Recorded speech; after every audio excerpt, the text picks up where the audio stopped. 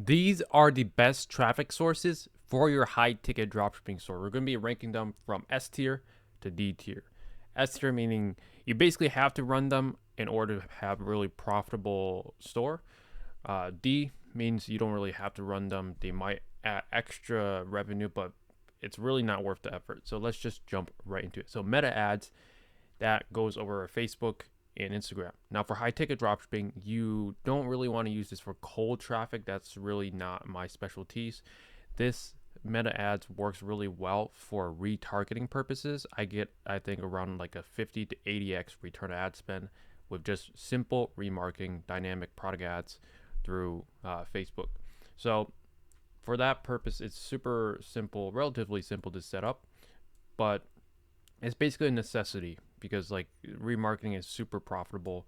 You essentially just want to have it. So I'm actually going to rank Facebook, aka Meta Ads, at A tier.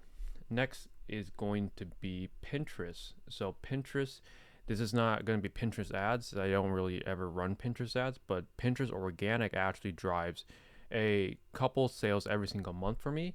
My Pinterest account gets, I think, 1 to 2 million monthly organic views, and that's views, just Pinterest pin views. It's not actual clicks, so it's not that valuable, even though it seems like a lot on paper. It gives a few sales every single month, so for that purpose, it's pretty easy to do. It's so I'll put it at B tier. Next, it's going to be YouTube ads.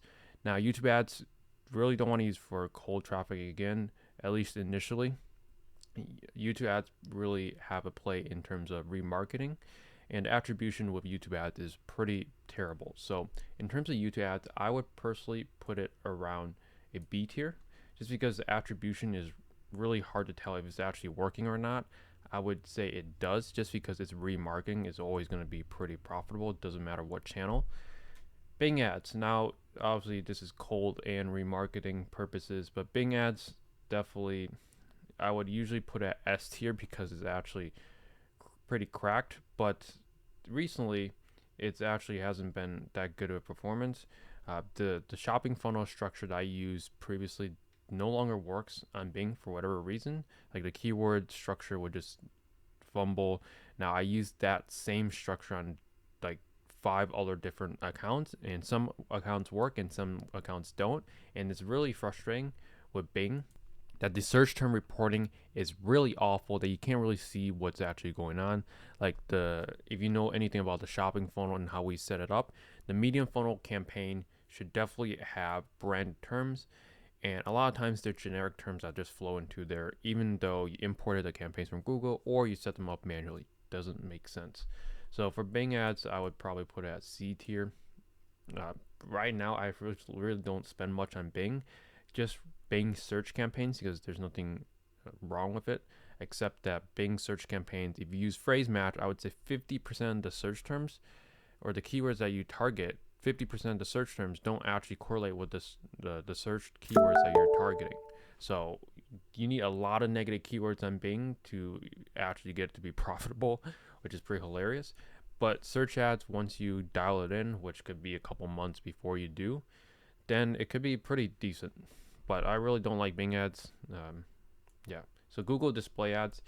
So display traffic, if you just set up a normal display traffic, you get a bunch of junk display placements that will just blow through your budget and give you nothing in return. Now, even if you exclude it, it can work, but most of the times it just either the attribution is really bad or it's just junk quality traffic and it's really not worth running. Even if you were to run it, it would be at a really low budget just for simple remarketing purposes. I really don't like display ads just because it's the traffic that comes from it, even if it's on good placements, is just low quality, even for remarketing. Because like a lot of times they show up on like calculator apps, they show up on blogs where people have no interest of really, interacting with your ad. So display ads, I'm gonna put at D tier. Really don't like them. Personal experience. Google Shopping ads. Now I love Google Shopping ads just because it's a great way to uh, test keywords and see what works for your brands that you're advertising. Now I would say Google Shopping is S tier. There's another S tier that I'm going to put in a little bit, but in terms of the type of S tier, Google Shopping ads are really powerful. It's based on image, based on price. It's very straightforward. Shopping ads really easy to set up, and it's a great way to advertise your large catalog. I would probably put it at S or A tier, just because there is one of these that trumps it. SEO. So SEO, normally I would put at S tier. Now, I would say it's very volatile now because some of my sites been hit with updates, and I wouldn't say they were like doing anything wrong or anything like that. But SEO, it is volatile. If you know what you're doing, I guess you could be okay with it. But SEO traffic, in terms of the traffic sources, I would put under Google Shopping, just because SEO traffic is great once you have it rolling in, but it just takes forever, and it's also kind of boring at times. I'm a more fan of the Google Shopping and Google Search, which is the next one. So Google Search campaigns, my favorite ad type out of all of these on this list, and I would put this number one just because this is my specialties. This is my cup of tea. I love search ads because it's very logical. Like, you target keyword, you give it a landing page, you write the ad copy, you make all three relevant, you get a high quality score, and you absolutely rip. So 80% of my search budget, or 80% of my account budget, is really just spent on Google search ads, just because these are very, very powerful, very high intent. Even though they're higher CPC, you can essentially make a CPC or target the keyword and give it a CPC that you want to pay for that keyword. And you'll eventually want to target every single keyword that shows up. So I would say you need the shopping ads to see what keywords work, but you could still run it without the shopping ads results. And a lot of times I do.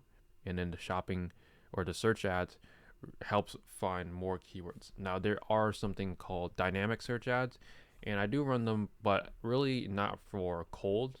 After, what I do is, like, I run the manual search ads, and then the dynamic search ads I use to find other keywords that the manual search ads hasn't picked up.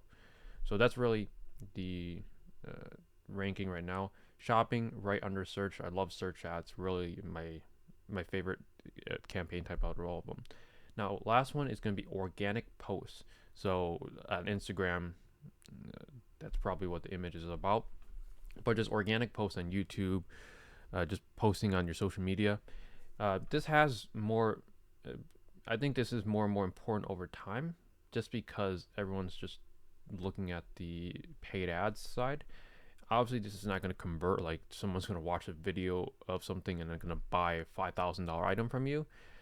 It's a good way as a touch point and trust building. That's where I see it. They're like very top of funnel, which is important if you want to like build trust around your store. So in terms of this, I would put it right in terms of B tier. Like, these organic channels, this is not organic obviously, but this is actually pretty underrated. Like, I would have some sort of Instagram account like I do for most of my stores, and just post on there regularly. I remember early on in my journey, I lost a few sales because I did not have any sort of social media presence. And that's why it's very important to have some sort of Google or just social media presence. So that's really it for the advertising / traffic sources that you should be using for your high ticket dropshipping store. I would ditch display network. I would not. You don't even need to use Bing, even though for some people Bing is working well. But I would just put the prioritization. Start with these two, which is the best money maker on cold traffic. SEO Meta, also very good. And then these are secondary organic channels paired up with remarketing, and then Bing ads. So is essentially, I want to start with S down to C, and then display network you don't really ever need to run, just because I don't really like it's just the traffic's not great quality there. But I could be wrong on a display network. I don't really have that much spend on display networks compared to search and shopping.